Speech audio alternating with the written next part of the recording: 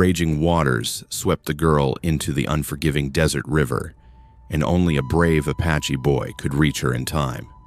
The words seemed almost too simple to capture the terror of the moment, yet for those who knew the wilderness, the danger was all too real. Tyon, a wiry 7-year-old Apache boy, had spent the last 2 years alone in the dense forests along the river's edge. Life had been harsh since the border conflicts had torn his family apart, leaving him to navigate the wild on his own. His days were measured by survival, catching small game, weaving crude traps, gathering edible roots, and avoiding the many dangers of the desert and forest alike. Every shadow could conceal a predator. Every rustle could signal imminent danger. Tyon had learned to move silently, to think faster than the elements, and to trust only his instincts. That morning began like any other. The sun had just begun to pierce the horizon, painting the sky in muted streaks of pink and gold. Tyon was inspecting the fish traps he had built from reeds and twisted vines, a skill honed over countless mornings in solitude. It was a quiet life, disciplined and careful, but it left little room for mistakes. Then the piercing scream cut through the morning air, shattering the stillness. Tyon's head snapped toward the riverbank. There, caught in the swift current, was Ayani, a 12-year-old girl, the daughter of a respected Apache chief. Her body flailed helplessly, her arms gripping nothing, her face pale and panicked. The river, swollen from recent rains, carried her relentlessly toward a jagged cluster of rocks. Without a second thought, Tyon leapt into action. The water was nearly as tall as he was cold, and violent, tugging at him with every step. But his small size, once a vulnerability, became an advantage. He darted through the white foam with the precision and speed of a boy who had grown up reading the currents and listening to the river's secret language. His heart pounded, yet his hands remained steady as he reached Ayani. With a calculated grip, he clutched her limp form and began the perilous swim back to shore. Once safely on the riverbank, Tyon's sharp eyes immediately assessed her condition. She wasn't breathing. Panic would have frozen many, but he had watched the trading post doctor once, memorizing the steps like a lesson etched into his mind. He pressed his small hands firmly on her chest, tilted her head, and forced air into her lungs. Minutes stretched like hours, each one heavy with dread. Then a cough followed by a shaky inhale. Ayani's eyes fluttered open wide, and searching filled with the realization that she was alive. She whispered, trembling, You're so small. But you have the mark. Tyon flinched, suddenly self-conscious of the 3 faint scars along his shoulder, remnants of a past accident, a past life he had long buried. Yet, even as shyness gripped him, his focus returned to the urgency of the moment. He guided her to a hidden grove where the earth was firm and dry, easing her onto a blanket of leaves and branches he had prepared for moments like this. Every movement, every choice Tyon made in that frantic rescue spoke volumes about his character. His speed, his intelligence, his uncanny knowledge of the river currents. These were not just survival skills, but a testament to a boy shaped by adversity. The moment was tense, electrifying, and utterly human, making it impossible for anyone witnessing it to look away. By the time the sun fully rose, Tyon had not only saved a life, but had shown the first glimpse of the courage and cleverness that would define him. The river was calm again. The danger momentarily passed, yet a ripple of tension lingered. Ayani's small, grateful eyes locked with his, and for the first time in years, Tyon felt the stirrings of a bond that would change both their lives forever. The wilderness around them held its breath, and the story of a small Apache boy and the chief's daughter had only just begun. After the river's fury had calmed and Ayani's breathing steadied, the distant sound of hooves announced the approach of Chief Dakota and a dozen of his fiercest warriors. Tyon's heart leapt, then sank a tangle of fear and curiosity. He had grown used to solitude, to the rhythm of the forest and river, yet he had never imagined that the very people Ayani belonged to, the guardians of her tribe, would arrive on this day. "Do not fear, little one," a deep, commanding voice called out. Chief Dakota, tall and solemn with eyes that seemed to measure not just bodies but souls, dismounted gracefully. The warriors formed a semicircle around them. Their spears and bows lowered their expressions, a careful mixture of caution and respect. Tyan's small hands instinctively tightened around the makeshift spear. He always carried a relic of his survival instincts. Ayani ran forward, her eyes wide with relief. "Father. He is the one," she whispered, her voice trembling but confident. Dakota's eyes softened as he stepped closer, studying the boy before him. There was something familiar, something undeniable. It was not just the courage Tyan had displayed, but a mark on his shoulder, 3 faint scars that caught the morning light. The chief's breath faltered, and he exchanged a meaningful glance with one of the elders. "This mark," Dakota said, slowly, almost reverently, "was known to our family. Long ago, a boy was lost to us during a time of strife. He was taken away, carried into the wilderness by forces unknown. Could this be him?" The words hung in the air, heavy with both disbelief and hope. Tyan blinked, unsure how to respond.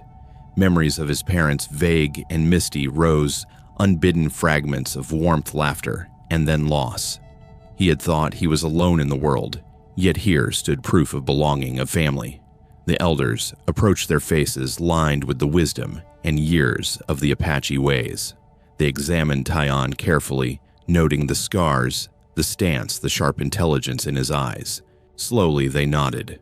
Recognition spread among the warriors. Murmurs of welcome and acknowledgement rippled through the group, soft yet powerful. In that moment, Tyan understood he was no longer just a boy surviving in the wild. He was part of something larger, a lineage, a tribe that valued courage, skill, and heart. Dakota knelt before him, holding out a small worn object wrapped in soft leather. "This was yours," he said gently. Tyan's fingers trembled as he unwrapped it to reveal a hand-carved wooden horse, its edges smooth from years of handling.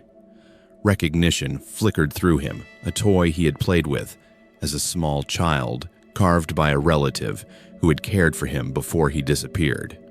A warmth bloomed in his chest, mingled with disbelief and joy.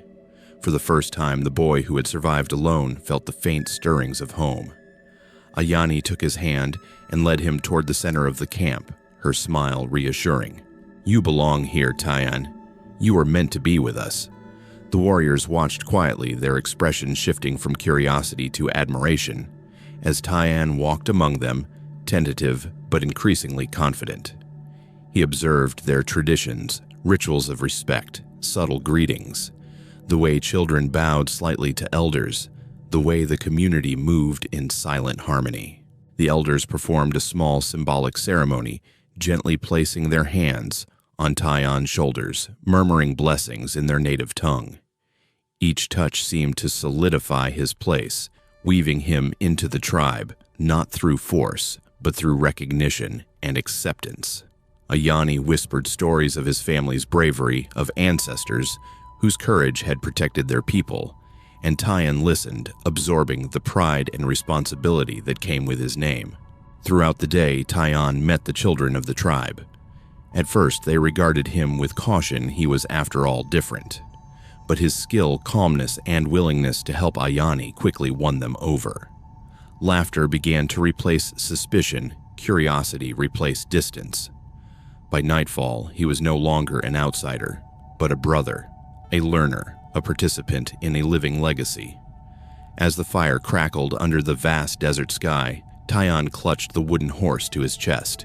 The warmth from the flames mingled with the warmth of belonging, a feeling so foreign, and yet so desperately needed. For the first time in years, he could close his eyes and imagine a life where he was not alone, where courage and heart were enough to make a place for him in the world.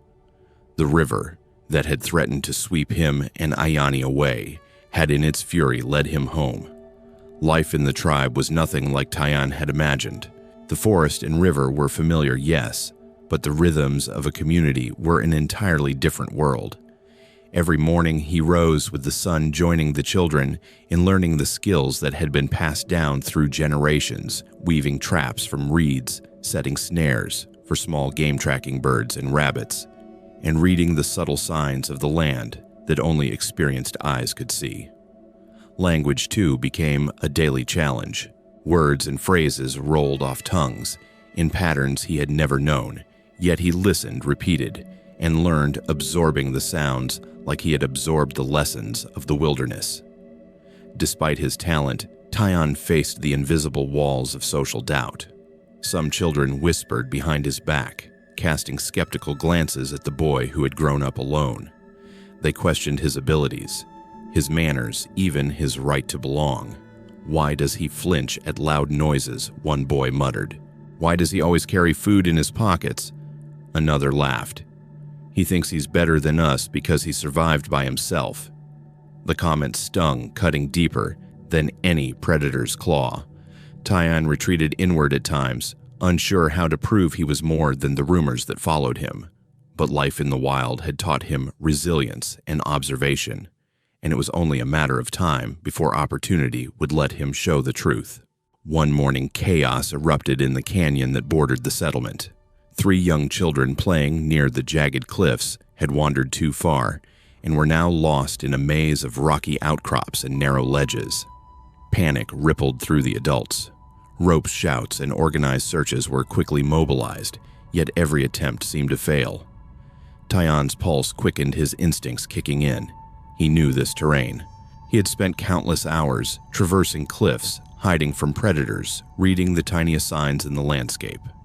"I can help," he said softly, his voice carrying the quiet confidence of a boy who had survived against odds no one could imagine. Skeptical glances met him, but desperate circumstances allowed his suggestion. He darted ahead, moving lightly over rocks and through brush, scanning the terrain from above from angles adults hadn't considered. Where others looked down into ravines, Tyon looked up and along the ridges, predicting where frightened children might hide. His mind, trained by months of solitude, calculated risk and safety with uncanny precision. Minutes stretched into tense eternity as he climbed higher, following subtle signs, a patch of displaced leaves, a faint cry carried on the wind footprints too small for an adult. He called out gently, mimicking the tones children used when calling to each other, and soon the first small voice answered. Relief surged through him. One by one, the children emerged frightened and exhausted but unharmed, following his careful guidance down the canyon walls. By the time the group returned to the settlement, word of Tyon's bravery had spread. The same children who had doubted him now looked upon him with awe. Even the skeptical boys approached hesitant, then timidly asked him to teach what he knew. Tyon smiled, a warmth blooming in his chest that had nothing to do with the desert sun. He realized that belonging was not earned by fighting or shouting, but by showing courage, skill, and a willingness to help others when it mattered most. Over the following days, Tyon's integration continued. He taught children to weave traps, identify safe plants, and move silently through the brush. In turn, they shared stories, games, and laughter, dissolving the barriers of suspicion and fear. The canyon rescue became a shared memory, a story the tribe would tell of the boy who had arrived from the wilderness and proven himself not through lineage alone, but through courage, intelligence, and heart. Tyon's eyes often wandered to the horizon at sunset, reflecting on how far he had come from a lonely boy battling river currents to a respected member of a thriving community. His muscles were tired, his hands calloused, but his spirit soared. For the first time, he felt a sense of balance between his old self, honed by solitude and survival, and his new life, shaped by connection and trust. He had not only found acceptance, he had found purpose. As the firelight danced across the faces of the children and warriors, laughter mingling with stories of the canyon rescue, Tyon realized that belonging was a choice, and courage was a bridge. The boy who had survived the wilderness alone had taught the tribe something profound, that bravery, cleverness, and compassion were the true measures of worth. And in that truth, Tyon finally felt warmth, hope, and the quiet certainty that he was exactly where he belonged. The morning sun rose over the settlement, casting long shadows across the carefully arranged lodges and corralled horses. Today was the day Tyon had both anticipated and feared, the official ceremony that would mark his place within the tribe. For weeks he had practiced the lessons of the elders, learning the Apache ways, speaking their language, and moving with the quiet precision that the forest had taught him. Yet the thought of standing before Chief Dakota and the assembled warriors filled him with a nervous energy he could not easily shake. Chief Dakota emerged from his lodge, dressed in ceremonial garb of soft leather, intricate beadwork, and feathers that shimmered in the sunlight. His presence commanded respect without intimidation.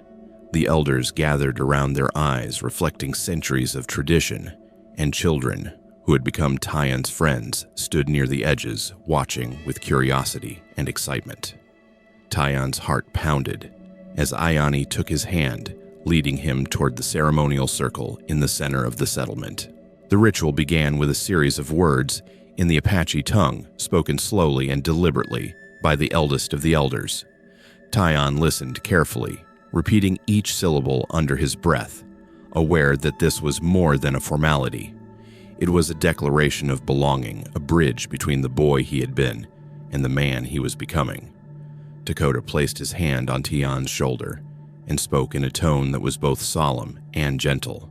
The chief recounted the story of Tyon's early life, the hardships he had endured, and the courage he had displayed in rescuing Ayani and guiding the lost children from the canyon. Every word echoed through the circle, reaching the ears of the tribe and the boy's own ears in a way that made him feel seen, recognized, and valued. When it came time for the marking, an elder dipped a finger into a mixture of clay and water, painting a small, precise symbol on Tyon's forehead. This mark, temporary yet deeply symbolic, signified that he was officially part of the tribe. A wave of warmth spread through Tyon as he looked around. Faces that had once seemed distant now shone with acceptance and joy. Children approached, offering nods, smiles, and gentle touches, acknowledging him as one of their own. Adults nodded with approval, some whispering to one another about the boy's bravery and resilience. The ceremony continued with blessings chants and the recounting of ancestral tales connecting Tyon not only to his immediate family, but to generations of Apache who had come before.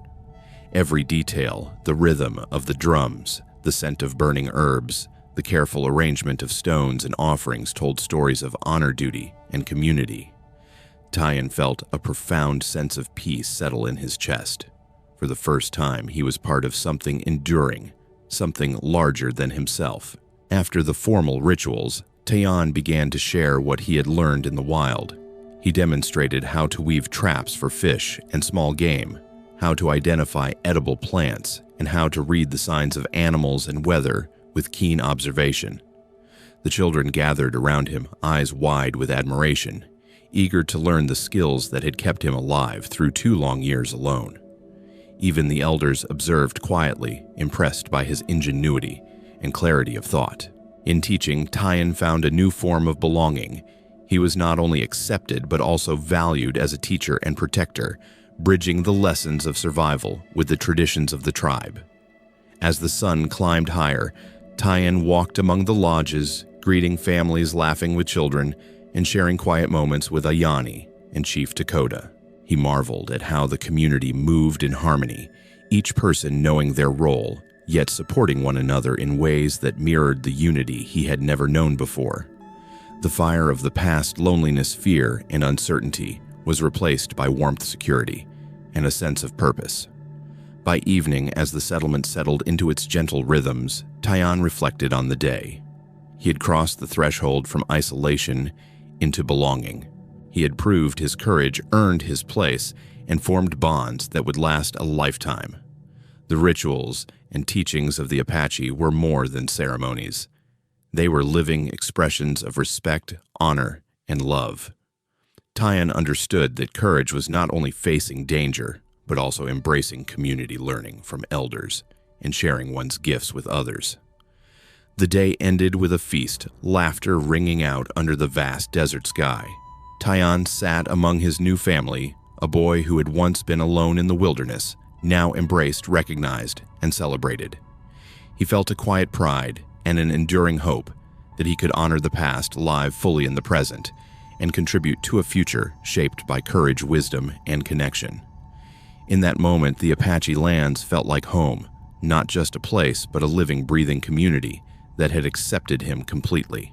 Tyan's journey had transformed him from a lonely boy surviving in the wilderness into a cherished member of his tribe, embraced by elders' children and the entire Apache community.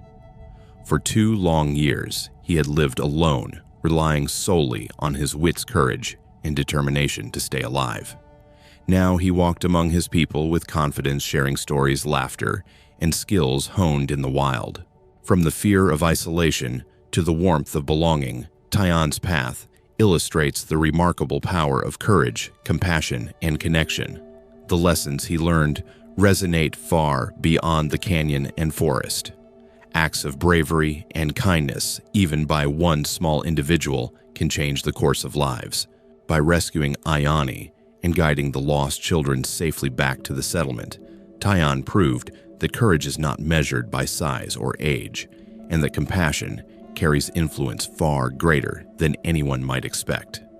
His differences, once viewed as unusual or even suspicious, became his greatest strengths, providing unique skills that helped him protect others and gain the respect of the entire tribe. In Tyan's story, being different is not a weakness. It is a gift that can inspire, lead, and unify a community. Family and community revealed their full power in Tyan's new life. The tribe's acceptance gave him more than protection. It gave him identity, purpose, and a sense of permanence that he had never known. Loyalty, honor, and respect were not just words, they were lived, values shared through rituals, daily life, and the quiet support of friends and elders. This is a lesson for all of us, especially those who cherish tradition and the bonds of family. The care we give and receive shapes not only our own lives, but the future of those around us. Even simple acts of kindness ripple outward. Tyan's courage inspired others, encouraged children to learn and grow, and strengthened the connections between generations. The choices he made, small and large, had consequences that no one could have predicted. His journey reminds us that integrity, bravery, and empathy create impact far beyond immediate recognition. As the sun set over the Apache settlement, the laughter of children mingled with the quiet wisdom of elders, and the firelight cast a golden glow over Tyan's new home. For viewers, particularly those who have lived through trials, sacrifices, and the weight of responsibility, the story underscores the enduring value of family loyalty, courage, and honor. These are timeless virtues that continue to guide and sustain communities across generations. If the story of Tyan and the Apache tribe has inspired you, we invite you to follow Epic Western Stories. Share this tale, leave a comment, and like the video to join a community that celebrates courage, compassion, and the enduring spirit of the American frontier. Together, we can continue exploring legends, real and imagined, where bravery, kindness, and human connection shape the lives of those who dare to live with honor.